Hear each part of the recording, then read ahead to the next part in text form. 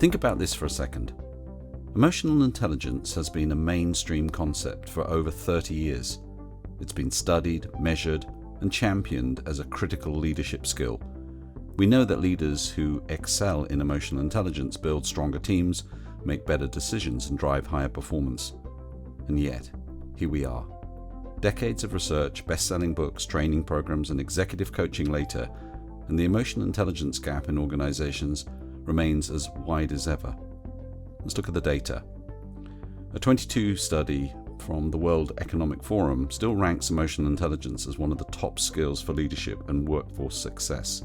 Yet research by Gallup shows that only 1 in 3 employees worldwide strongly agree that they work in an environment where they feel valued, heard, and emotionally safe.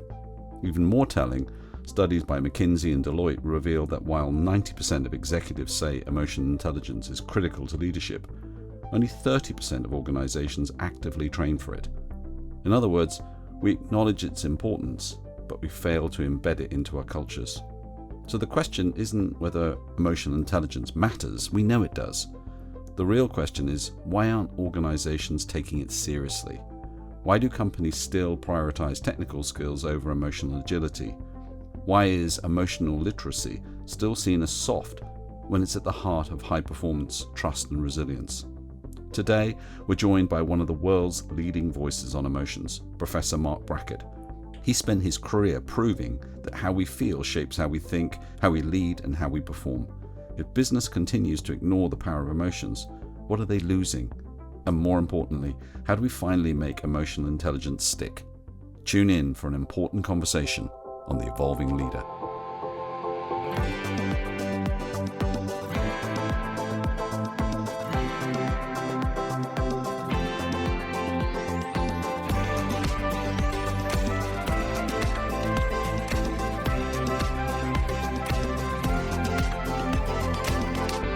Hey friends, welcome to The Evolving Leader, the show born from the belief that we need deeper, more accountable, and more human leadership to confront the world's biggest challenges. I'm Scott Allender. And I'm John Gomes. Hello, Mr. Gomes. How are you feeling today? That is a big question, given our guest. So I'm going to tread carefully here and say, actually, I'm feeling pretty good. I had a great morning with a client who was very expansive and open to the thinking that we were up to. So I felt very valued and made a good contribution in that conversation. So I'm feeling great, and I'm really looking forward to this conversation. It's been a while coming. So yeah, how are you feeling, Scott? I'm feeling grateful. I'm feeling settled. I'm feeling just a lot of positive emotions this week. It was very positive from a work perspective. And I, like you, John, have been filled with anticipation for the conversation we're about to have, because our guest is someone we've long wanted on the show, someone who's inspired each of our work. And I know, John, you featured his research in your latest book and are a great admirer. Today, we're joined by Dr. Marc Brackett, the founding director of the Yale Center for Emotional Intelligence, is the professor in the Child Study Center at Yale, and author of the best-selling book, Permission to Feel. He's an award-winning researcher, having raised over $100 million in grant funding and published 175 scholarly articles on the role of emotional intelligence in learning, decision-making, creativity, relationships, physical and mental health, as well as workplace performance. Over 5,000 schools across the world have adopted Ruler, R-U-L-E-R, an evidence-based approach to social and emotional learning that Marc led the development of, and has been shown to improve academic performance and decrease school problems like bullying and teacher stress and burnout. And we could go on because his accomplishments are driven by a huge passion for the work, which I know you're about to hear in everything he has to say. So, Marc, thank you for being here, and welcome to The Evolving Leader. Thank you for the invitation. Glad to be here. Welcome to the show. How are you feeling today? How am I feeling? I'm feeling tired, but also, I was supposed to travel today. That got changed. So I'm actually kind of like looking forward to the day. I've got writing to do, yoga class at the end of the day, nice dinner after that. It's going to be a good day. Nice.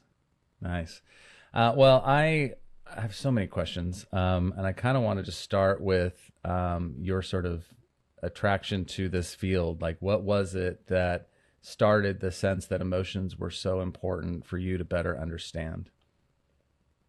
How much time do you got for that one? Wow, yeah, let's go. Well, obviously in my book, Permission to Feel, I talk a lot about, well, not a lot about, but I give a brief history, in terms of kind of why I do the work I do.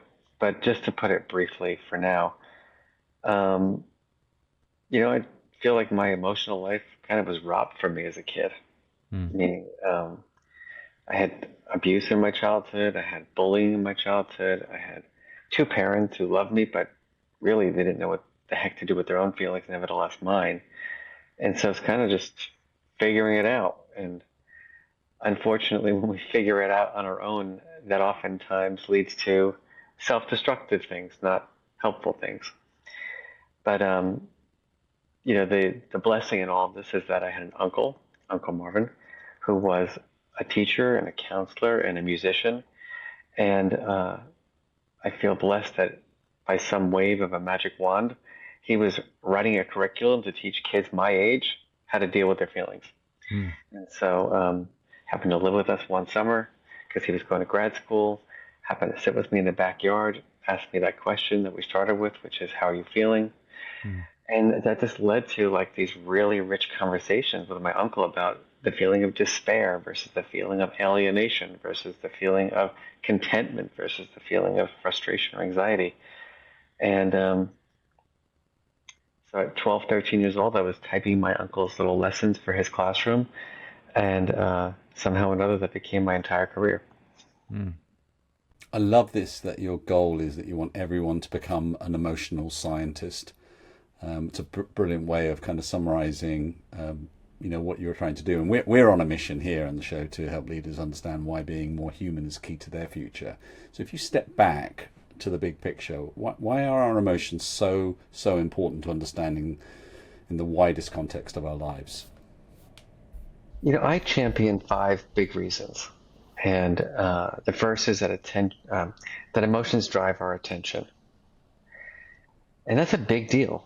I mean, when you think about, as a leader, that the emotional climate that you create for the people that work in your organization is driving their wanting to get up in the morning and drive to work or take the train and show up for 8, 10, 12 hours a day to be productive, knowing that emotions drive all that, to me, is like golden.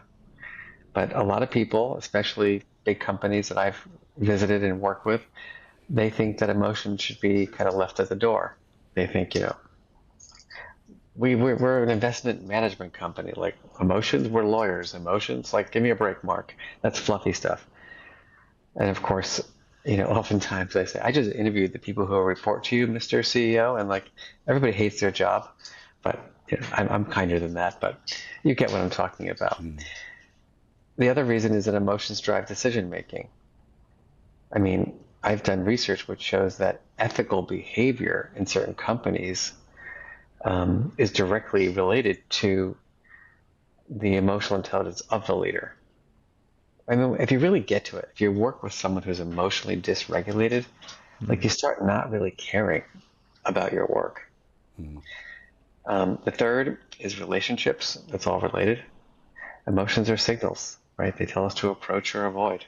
So facial expressions, body language, vocal tone, approach, avoid, respect, disrespect, power over, power with. The fourth is mental health, stating the obvious there. And then the last one is the one that's the big one, which is performance, and whether it's academic performance or workplace performance.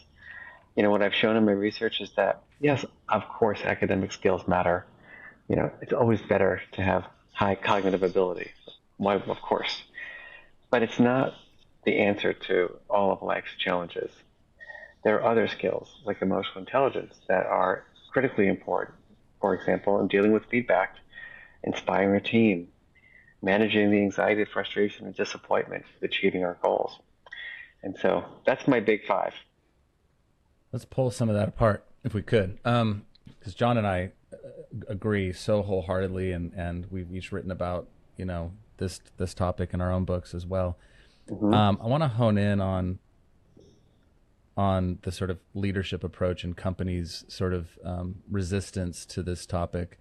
Um, it seems to me that where there is even an appetite for tolerating this conversation around emotional intelligence, really it's about, well, I want my people to be regulated enough to like behave the way I want them to behave, but not really space for being able to articulate what they're actually feeling in real time. Could you tell us a little bit more about what you're experiencing there and any Hmm. shifts you've been able to help achieve for organizations in that space? Yeah, I think that's a big one because the mindset for some people is, when we're regulated, it's compliance. It's like, Hmm. it means I want you to regulate because I don't want you to bother me. Right. Right? I don't want you to be a disruptor. I don't want you to give me feedback. It's like, deal with your frustration with me, and it's a misunderstanding of what emotion regulation is, right? It's not about like locking yourself in the bathroom and crying and screaming. It's about using your emotions wisely to have good relationships to achieve goals. And so I think that's a big deal, what you're bringing up here. You make a point early on in the book about the importance of recognizing emotions as a form of information, and how, and you've already said this, and how crucial that is to making decisions. So it's kind of ironic that leaders are trying to suppress one of the very things that would improve their decision making. How have you seen? Because we know we're like 30 years into this conversation about emotional intelligence, and some things are just not changing at all. What is it that you see the resistance in this? What is at the core of it, do you think? I think there are a few things. The one is this mindset, that emotions are feminine, Mm. that feelings are feminine, that when we experience strong emotions, that makes us irrational. And that's just a misunderstanding of what emotional intelligence is because, I've lived with anxiety for 55 years and I've been pretty successful. And, it took a while for me to have a new relationship with anxiety. It's like, oh, today's one of those days you have Mm. anxiety. Let's observe that and welcome it and recognize that you're anxious because you care so much about your work. Mm. And, there's uncertainty about that. And so let's problem solve about it. That's a very different way of approaching emotion than I'm a mess. This is never going to change. I was born this way. Right? Unhelpful. And it's wrong anyway. It doesn't make sense from the principle of emotion science. So I think that weakness piece, the idea that emotions are kind of like we're pre-wired and programmed to be this way and you can't change it, is another big issue. I'll just say the big one also is the effort that has to get put into it. Mm. I mean, I wish it was easy. I wish it was easy to deal with my emotions every day, and I'm just, the anxiety is the one that lingers with me, but, you know, how many of us have got irritated with a colleague? How many of us have ever looked at someone's work and be like, ugh, this is terrible, and you want to just say, like, throw it at the person and say, like, like, what are you gotta be kidding me with this crap? But, you have to think about that in terms of, oh, well, since emotions drive judgment, decision making, relationships, performance, my expression of emotion is going to have a direct impact on their willingness to work harder, their willingness to change, their willingness to accept my feedback. So if you understand the power that emotions have to create good in the world, in an organization, you'll be more strategic about how you use those emotions to achieve those outcomes. So you've had countless conversations with leaders around this, and I'm sure people have come to you and said, "Look, I really struggle with what you're talking about. I struggle to not react. I struggle to not be cross and angry and act out." Where do you help them on the journey towards managing that? Yeah, I mean, I feel like sometimes I want to just be my father and be like, get over it, move on. But that doesn't usually work very well. Or more like rolling my eyes and be, you got to be kidding me, like, really? But the, a friend of mine, Stuart Avalon, who's a psychologist, he says it's skill, not will. Um, and most people if they knew the value of the skill and what it would do for them, like the CEO of the big company who's like, I don't need to. I'll never forget, I was in this big famous company here in New York City, big corner office on the Hudson River, and the guy looks at me, he's like, what do I need emotional intelligence for, Mark? Like, look at my office, and I was like, yeah, maybe your company is successful, but how much more successful could it be if actually had a more positive emotional climate, if people had strategies to deal with their difficult emotions? So I think, the first is the value proposition. You really have to, I'm a data guy, and so like I can tell a million stories, as you can see also, but you have to know your audience. And so some people, I come in with the anecdote and they get it. Some people like, Mark tells too many stories. I want the science. And I've got research to support everything that I say. One thing I always tell people is like, maybe you want my opinion, but don't look for my opinion. I'm going to go with the research which supports the hypothesis. And so with that in mind, it goes back to what do we know about how the emotion system operates? And so some of us are more easily triggered than other people, just the way we're born. That is biological. I happen to be one of those people who is very easily startled. I have a 5th-degree black belt. I used to be a martial arts instructor, and I'm still like afraid of my own shadow. I can defend myself, but my initial reaction is like, just is what it is. I recover more quickly and I can strategize faster because I developed a skill. And then it's filling that space. I'll just give you one more example. So, a big piece of our work is teaching people, the stimulus response kind of format, right? And to know the things that get under our skin, and we have to know what our typical, mostly maladaptive, unhelpful response is. And I know, I could go through all the different emotions. When I'm anxious, I tend to ruminate. When I'm angry, I tend to want to retaliate. Unhelpful. Okay, so what can I fill that space with? And that's where all the magic happens with healthy strategies, whether it be just breathing. I know people roll their eyes when we say take a deep breath, but it biologically makes a difference in our nervous system. It works. The second is, sometimes just stepping back. Just give me some space. I need time. I can't respond without some cognition. Well, I can't have the problem solving when I'm activated. I just can't do it. Biologically difficult. So giving yourself that space and then learning, dozens of research-based strategies. I'm really curious to hear more about how you sort of deprogrammed some of the less helpful responses. You said something so important that I don't want to like move past yet. A while back, you said you now, when anxiety surfaces, you sort of go, oh, anxiety's here, right? Like you almost can kind of welcome it. That's not a inconsequential place to be. Like that's a really emotionally evolved place to be. And I'd love to hear more about how did you get there? Because I'm sure there's listeners right now going, yeah, anxiety surfaces for me, but it causes me to do X, Y, and Z, right? So how do people start to make that shift? I'd love to hear more about the practices.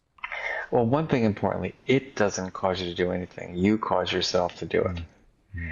I think that's an important, we like to blame our emotions for our behavior, but our responses to our emotions are learned.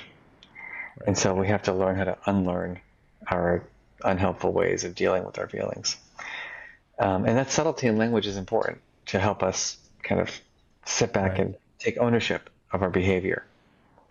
Like, you made me feel that way. No, I didn't make you feel that way.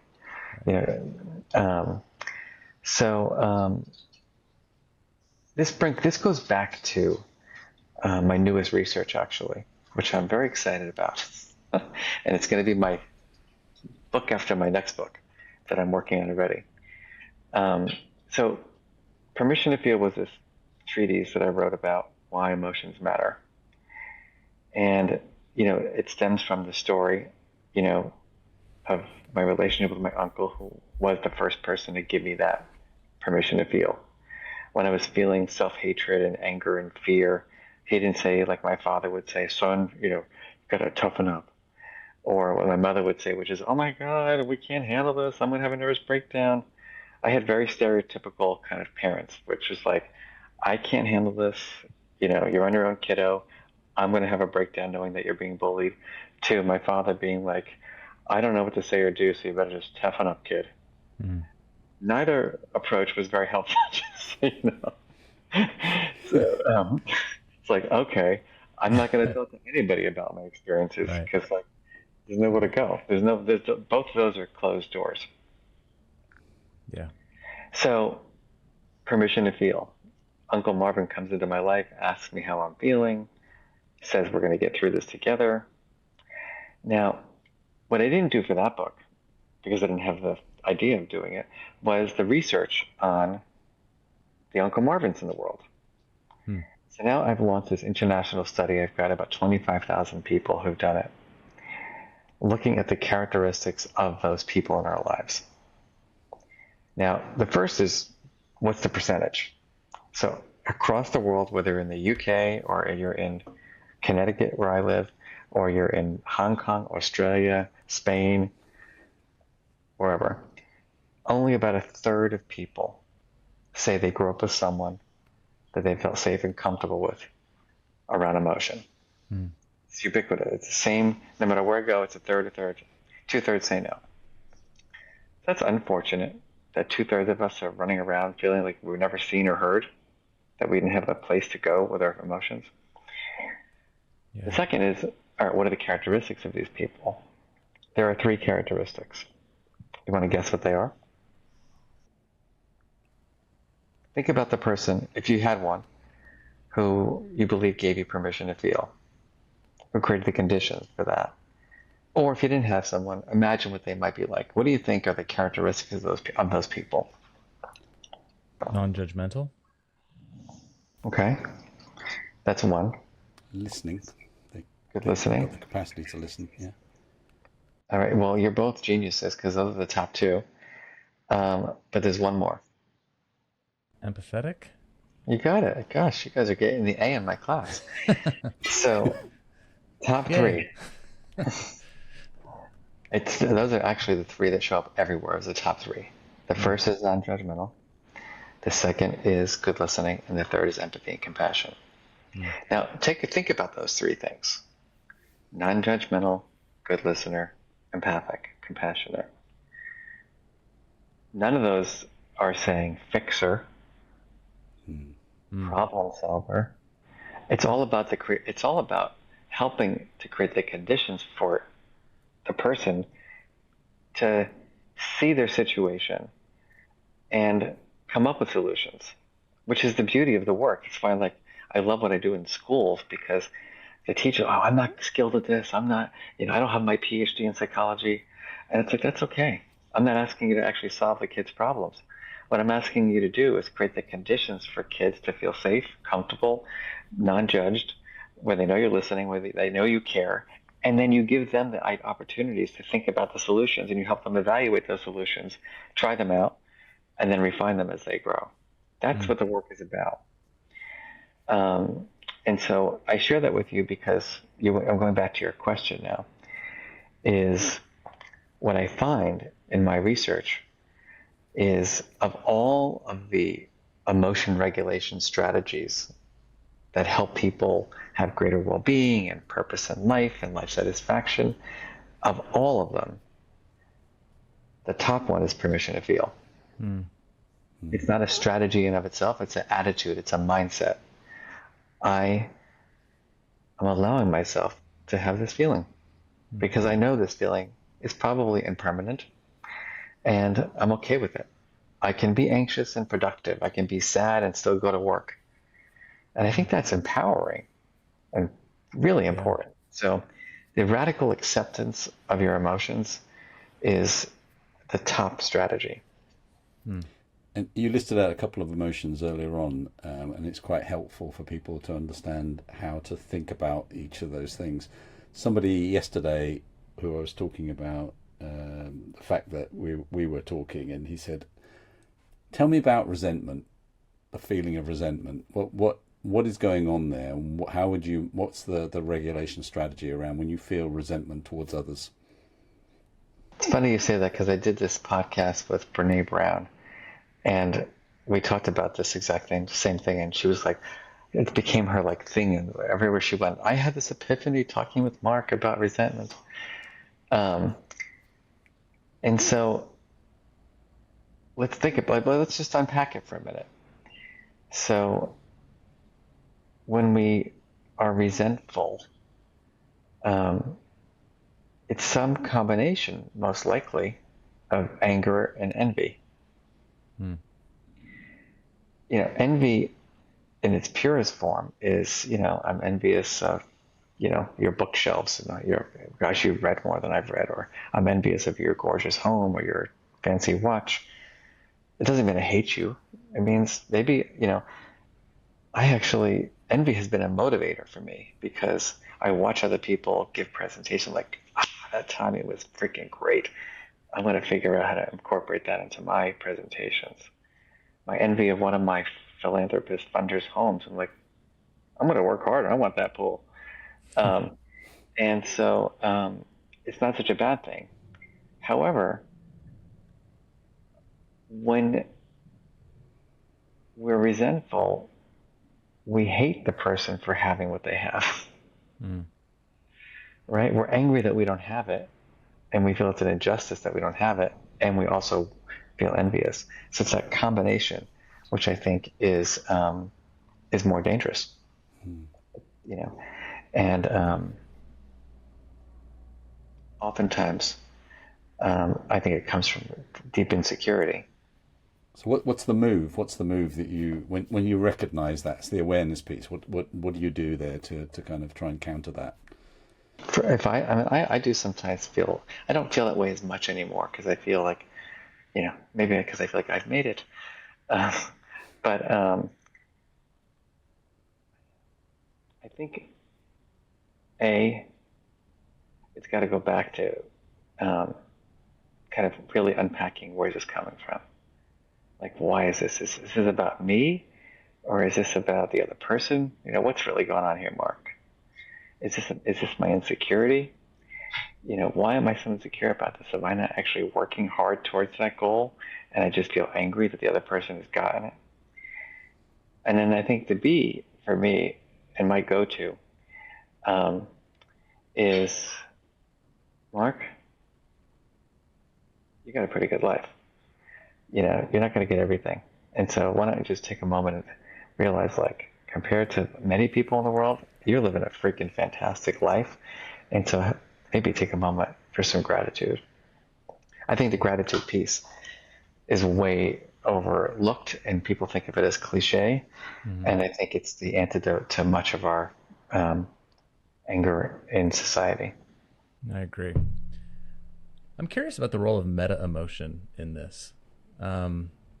So, thinking about permission to feel and welcoming emotions, right? Like, I know when I've had anxiety surface in the past, I almost feel shame about feeling anxious, right? So is a meta emotion... You should. You're a dude. I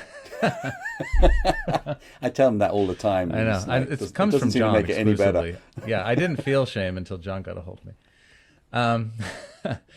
No, but is that indicative of, like, can we pay attention to our meta emotions as an indicator of how much we're allowing ourselves to just welcome the primary emotion and accept it for what it is?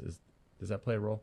It does, huge. And sometimes it's some of this is so unconscious, that we need to really sit with and ask ourselves the question: is the feeling driving, my behavior right now, or is it the feeling about the feeling? And I think oftentimes it is the meta emotion, so going back to the, very related to your story, as a kid, I was really badly bullied in school, like terrible stuff, like extortion and beaten up and spit on. It was terrible. But because of my parents and my father in particular, I was embarrassed that I was being bullied. I was feeling hatred and fear and all the other emotions too. But it was my shame and embarrassment that I was feeling afraid. because my father wouldn't be afraid. He would just punch back. Well, that's not in my DNA. And so that, I think, was what prevented me from talking about the feeling, or the experience with my family. So I just kept it inside because the shame and the embarrassment kind of took over. And so being aware of that is critically important. Obviously, we need strategies. And I wanted to say something, as we're talking about this. One of the things that I think is so important is that, especially, with younger people, is that we have to, the onus should not be on the individual, especially a younger person who's being bullied, to figure it out. Right?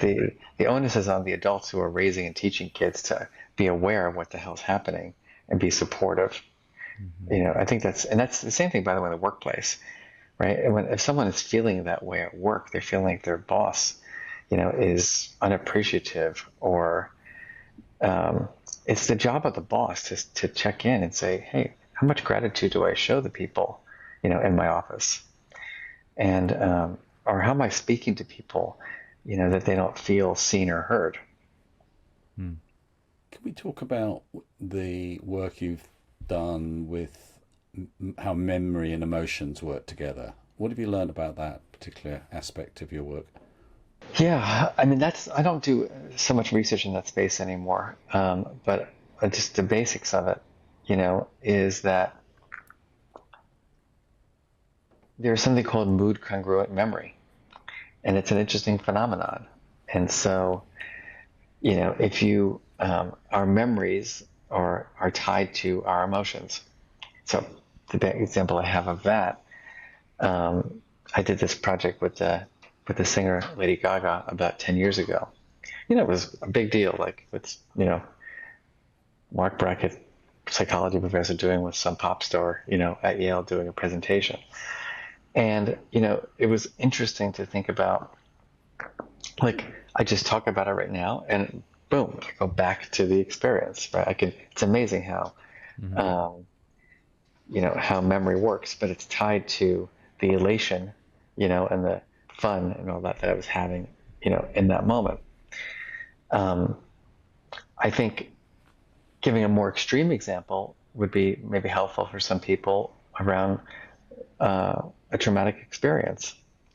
And so the way our brain operates with trauma is that when we have a very strong, intense, scary thing happen, certain neurochemicals get released that imprint the experience in our memory system, in our hippocampus.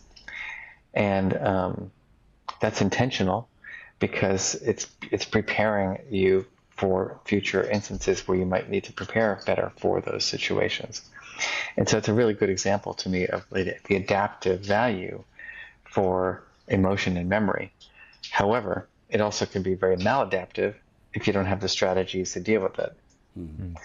And so that's how trauma, if you don't have the skills to identify, the thing that's activating you around the traumatic experience, it's just going to, it's going to keep you in that trauma cycle. So it's both adaptive and maladaptive depending on the skills. Can we come back to the role of emotions and decisions? I'd like to get into it a little bit more in terms of our leaders listening right now and sort of thinking about how they can pay more attention to the role of emotions in facing some of the biggest challenges. As the world feels more uncertain than ever and more polarized, and people are bringing a whole lot with them to the table every day. And as you said earlier, there's still this sort of stigma around leaving emotions at the door and how that's going to leak out sideways and cause all sorts of harm. So there's a lot in there, but I mean, as people themselves, as leaders, need to pay attention to how they're feeling because of the state of the world and how they might be feeling in it. They've got team members who are experiencing a vast array of different opinions and emotions. Feels like there's a lot coming with people to each boardroom table, et cetera. So how do leaders think about all of that? I mean, a lot. There's a lot to think about. But I don't want to make it complicated either, because that's not helpful. I think the first thing is that every leader should ask themselves, are they an Uncle Marvin or not? Mm. And, that may make people think, oh, they roll their eyes at me right now.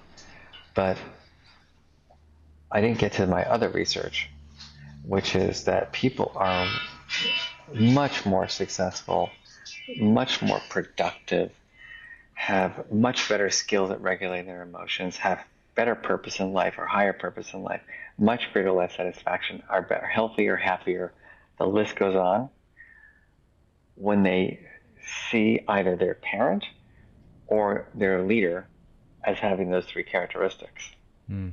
It's actually, in my own humility here, I'm blown away by how much I've replicated this. And literally, I've done 60 studies in the last 3 years. 60. I have not run a study on the characteristics of those Uncle Marvins in terms of did you have one, did you not have one, or do you have one at work or don't have one at work, and found that it predicts life satisfaction, job satisfaction, et cetera, et cetera, et cetera. It is a big deal. People are sick of feeling judged. They want to be seen, they want to be heard, and they want to know that their leader or their teacher or parent cares about them. Mm-hmm. It's really just that much, it's that straightforward. Now, I think the problem is that people get really, like parents, for example, just give you one example. I give this speech, and this mom, she's like, I've had an epiphany. And I have 2 kids, and I know my son has the Uncle Marvin, but my daughter definitely doesn't. And Mark, I am leaving here today, and I'm going to find my daughter her Uncle Marvin. And I'm like, lady, it could be you. Don't outsource the job.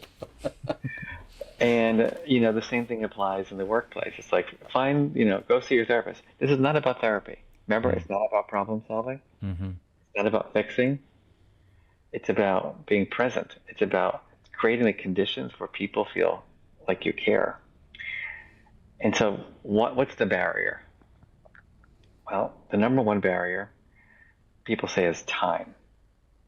I don't have time. You don't have time to be non-judgmental. Give me, let's talk about that one. Give me a break.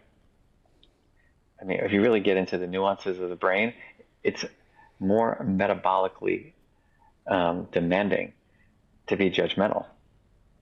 It's more draining, right? Because you're just constantly thinking, oh, they're not good enough. I'm smarter than they are. They are. That's effortful. It's not effortful to just be non-judgmental. It's listening does take effort. We know that. Showing compassion is deliberate. The second barrier, however, which is the big one to me, is fear. But people are afraid because they think they're going to be stepped all over if they're actually non-judgmental, compassionate, and empathic. Or they fear that they're not going to be able to handle what comes at them. I'm not a therapist. I'm not, why am I going to give someone permission to feel? Because then they're going to just want to tell me all their problems, and they're going to think I have to fix them. And I have to constantly remind people that nobody wants to be fixed. Nobody wants you to solve all their problems for them. Can we talk about one of the hot topics in emotions, which is triggers? People throw this word around all over the place, and a lot of the time, as you said, they use it as you're triggering me, as opposed to the fact that this is something that's happening within me. Can we talk about what you've learned in this area? I think, if you take a constructivist view of emotion, if I went like this to you, blah, blah, blah, blah, right? Or if I say, F you, right? The same tone, the same energy, the language of F you, what does Mark think he is? The blah, blah, blah, blah, like Mark's a lunatic. And so it's all appraisal. And I just think we have to understand that it's the appraisal process that causes us to have feelings. Nobody makes us feel anything. It's our interpretation. If someone on the street who I don't know on the subway here in New York says to me, like, you're blank blank, okay, like whatever. If my father, if my husband, if my wife, if my whoever says that, it has a different meaning because it's an interpretation. So what that means is that we can have a different relationship with our triggers if we take a step back and kind of go back to that appraisal process. So I think that's key.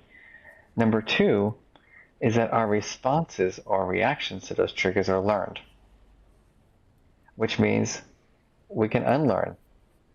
If we learned it, that means we could learn new things.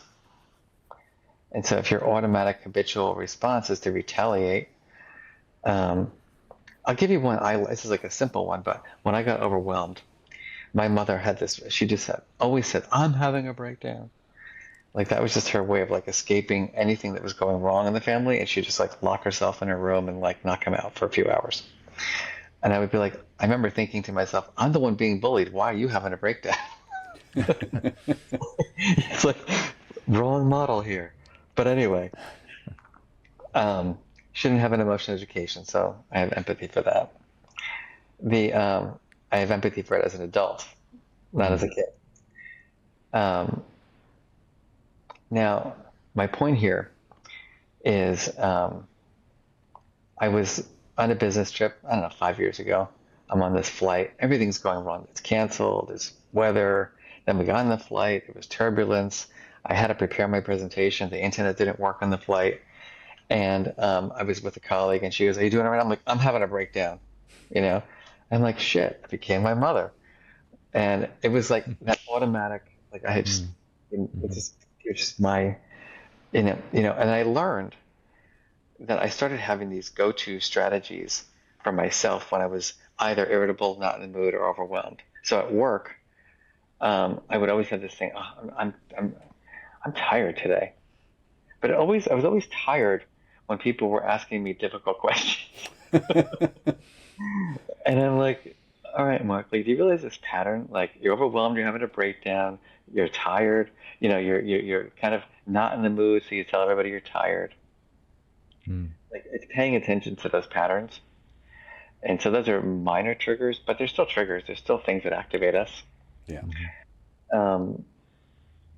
I will say one last thing about that. I could say 3,000 more last things, but in my own work,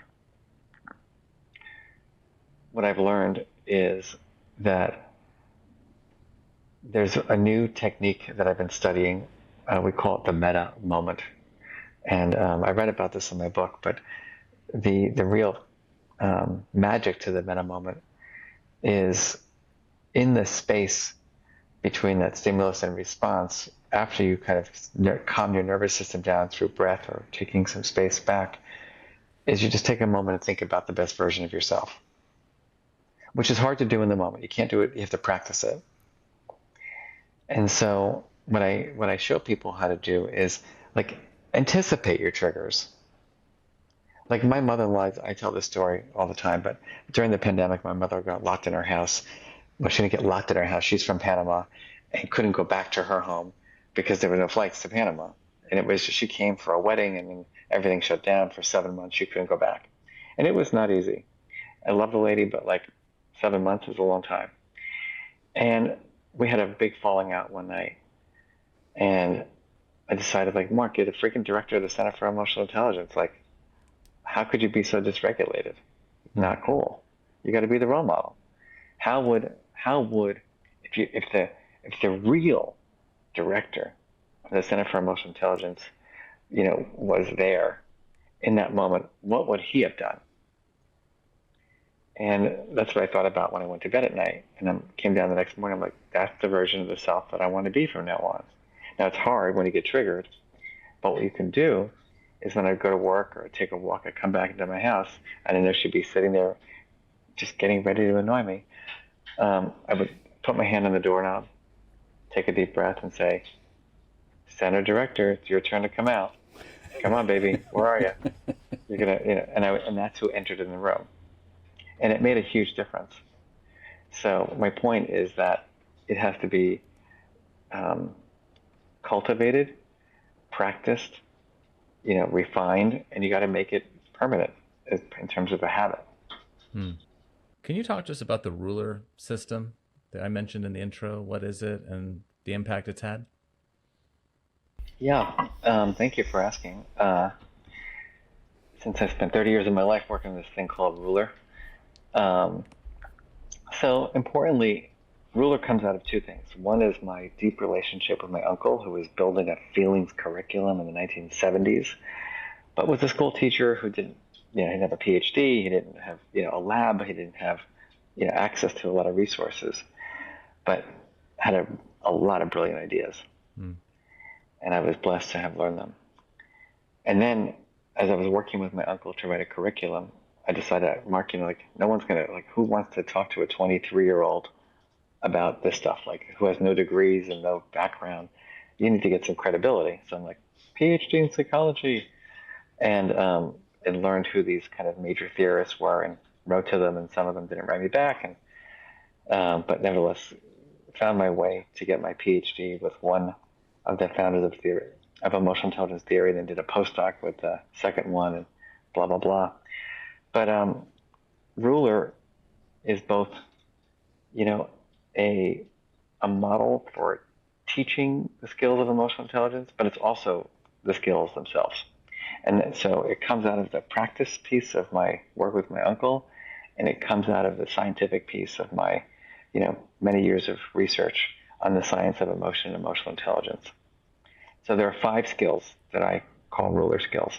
And again, these are directly an outgrowth of the theory that was first written by Peter Salovey and Jack Mayer. So first is recognizing emotions. So like I'm watching you nod right now, Scott. I'm thinking like, is he interested or is he patronizing me? The second is understanding emotion. Like, okay, is it what I said or is it Scott? Like, where's it coming from? Mm-hmm. The third is, what is the actual feeling? Do I know what the feeling is? My own feeling, your feeling. The fourth is expressing emotions, knowing how and when to express emotions, understanding there are a lot of cultural nuances. And then the fifth one is regulating emotions. Mm-hmm. So ruler takes those 5 skills of emotional intelligence and embeds them into systems. I work a lot in school systems, but my work, along with your work, it starts with the district level or the local education authorities, if you're using UK terms. It starts with leadership, because you cannot have an emotional intelligence curriculum in a school that will have lasting results unless the leadership also buys into it and makes people accountable for delivering it. It just will not work. It'll be I did that workshop. I can't tell you, I went to a workshop on emotional intelligence. I'm like, Mazel Tov. Yeah. Like, all right. And so where has your behavior changed? This is life's work, which is why in ruler, it's preschool, elementary school, middle school, high school, and then college and on. I mean, it's a big piece. I right now really do a lot of work on kind of the mindsets of emotional intelligence, not just the skills of emotional intelligence. Mm-hmm. And so you need to apply the growth mindset to the principles or the skills of emotional intelligence, because you are going to fail. You're going to make a mistake. You're going to mislabel someone's feeling. You're going to make someone feel bad about themselves. You're going to be dysregulated once in a while. And you have to ask yourself, what was that and how could I do better tomorrow?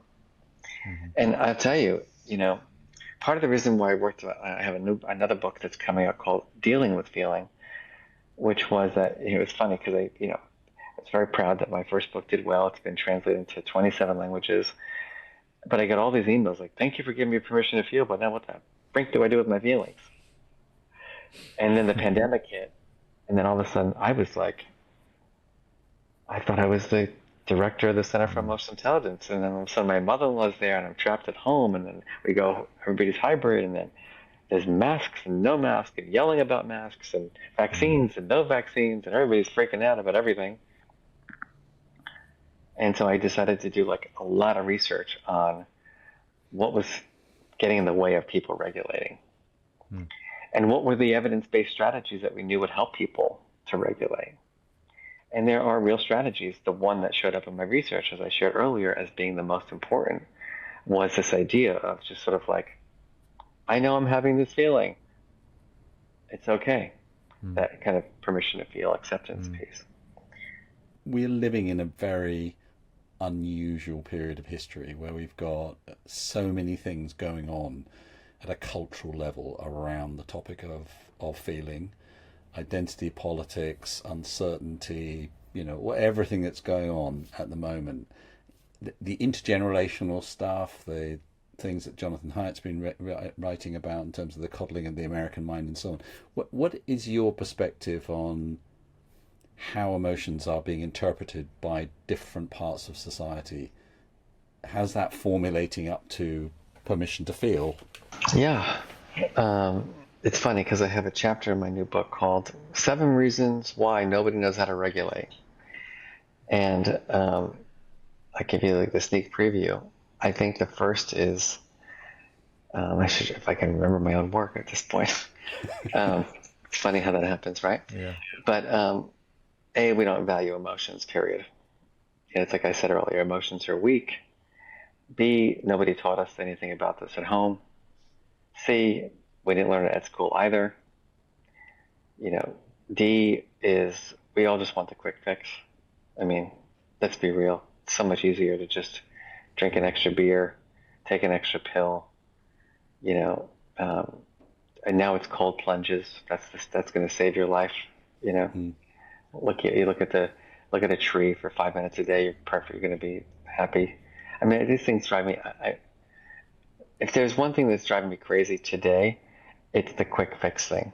It's the social media influencers who have the strategy that's going to, like, you just do this one thing and, like, call people you love twice a week. Okay. What if I don't have people I love? My partner's grandmother lived to be 109 without ever doing a cold plunge. I just think these things are ridiculous, and I think it's hurting people. The fourth, or the E, I guess it is, the fifth, is we'd rather spend a lot of money on expensive interventions than be prevention focused. I think that's a big one. It's like we don't want to invest in the building of people's capacity.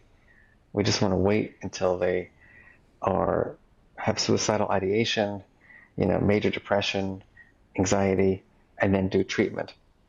And if we only knew how much more expensive it is to treat and how much more effective it is to build the skills as kids develop, we'd have a much better society. The other one is that I said people don't value emotions. We don't get taught this stuff. But before that even is, do we even appreciate that emotional intelligence is a valuable skill? The whole soft skills thing. It's like soft skills, and then the big one, I think, related to what you were saying, is, and this is my vision, which I know is going to take a lot of work and I need all help I can get, is, does government, do the larger institutions make space for this kind of thing? So if I had it my way, every policymaker, before they, finalized whatever policy they're creating, they would have a review process that would say, is this going to be helpful or harmful to children's emotional development? And if you see what people do in terms of detaining kids at borders and separating from their mothers, we know from research that is the worst thing that you could do to support a healthy child. But somehow or another, we get away with it. And if only people understood child development and cared, I think the world would be a very different place. Mark, I want to keep talking for like 3 more hours. There's so much. I love the work that you're doing. When does your next book come out that you mentioned? September. Yeah. So it's I just got the cover. I'll give you a sneak peek. Yeah. I don't know if it's going to come up in the reverse, but Yeah. Yeah, no. Excellent. Cool. so I'm excited about this. This is like it's rare, part of the way I learn is just by kind of like escaping and, thinking and writing. And I feel I have a theory about my own development, which is I don't know anything until I can explain it well. And so I felt the need to just really, ruler as a whole, or recognize, understand, label, express, and regulate. But where people struggle is in the regulation piece. Yeah. And but I think it comes after the basics of permission to feel. Like you just like building your vocabulary. I just want to share one other thing, by the way, with you guys two things. One is I developed this new web series. It's called Dealing with Feeling, which are interviews that I do with leading experts like John Haidt, Angela Duckworth, just a bunch of well-known scientists and other people like musicians like Duff McKagan from Guns N' Roses and Jewel, the singer, where I talk about emotions and the skills that they learned and, kind of pull out of that. And the second is an app that I built with the founder of Pinterest. It's called the How We Feel app. And so we have put a big investment into that app. And I'm proud to say it's available for free on both Android and iOS. There you go. Yeah, I've been using this for, I don't know, since it came out, actually. That's brilliant. Cool. Yeah. We're going to build more features. It's really, it's cool. It's funny, I met with the head of HR for our university a few weeks ago, and he's like, I've been using that for 2 years. I plot myself 4 times a day. I'm like, you're crazy. Like, you're really into this. But it was a great conversation about what he's learned about himself, and now he and I are doing a talk for the university to get everybody to use it. So that's exciting. But it's a great tool, to get back to the basics of, we started this conversation with the question of how are you feeling? And I'll just say that, a lot of us don't get asked that question very often. We usually say, how's it going? What's up? We don't say, how are you feeling? And I think that gets back to that fear of intimacy, fear of what we're going to hear. But truth is that even when we're asked the question, what do we say? Fine. Yeah. We're not really granular. And so I think the first step in the process is just that self-awareness. And then, as I share in my work, the labeling piece actually is a pathway to choosing better strategies for regulating. So that's another conversation for another day. Yeah. Well, if you're up for it, we'd love to have you back to talk about your new book. Yeah. I'd be delighted. Thank you. It would be wonderful. And we're going to put details both of the app and the web series and the book, which is definitely worth reading. That's a UK cover, but you don't like that one? No, it's fine. It's amazing how every country of it, Yeah. They just design their own cover, which is fine. Excellent. But we'll put all the details so that listeners can get access to those things. And I'll be over in the UK for some presentations this summer, so maybe we can have a coffee. That would be wonderful. Marc, thank you so much for joining us today. I've thoroughly enjoyed this. I so appreciate the work that you're doing in the world and for giving some of your valuable time to us today. My pleasure. Thank you for inviting me. Thank you, Marc. And folks, in a world where you could be anything, be an Uncle Martin.